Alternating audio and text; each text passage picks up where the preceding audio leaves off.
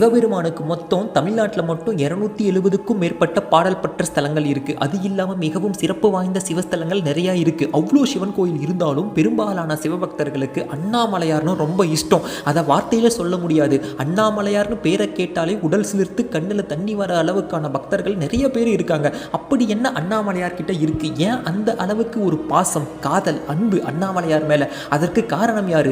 இந்த கேள்விகளுக்கு எல்லாம் நம்ம பதில் யோசித்து பார்த்தோம் அப்படின்னா அதுக்கு விடை அண்ணாமலையார் அருள்தான். திருவண்ணாமலை ஒரு காந்தமலை. அண்ணாமலையார் மிகவும் சக்தி வாய்ந்தவர். எந்த அளவுக்கு சக்தி வாய்ந்தவர் அப்படின்னா கற்பனைக்கு எட்ட முடியாத, வார்த்தையில் விவரிக்க முடியாத அளவுக்கு சக்தி வாய்ந்தவர்.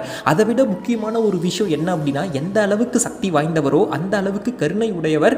தன்னை வணங்கும் அடியார்கள் மேலே பாசம் கொண்டவர். அண்ணாமலையார்னா எனக்கு உயிர். ஏன் எப்படி எதுக்கு வணங்குறேன்னு தெரியல, ஆனால் அவரை வணங்க ஆரம்பித்தேன். தினந்தோறும் வணங்கிட்டே இருக்கேன். என் உயிர் இருக்க வரைக்கும் வணங்குவேன் அப்படின்னு நினைக்கிற நம்ம எல்லாருக்குமே தெரியும் அண்ணாமலையாரை நம்ம வணங்க காரணம் அவர்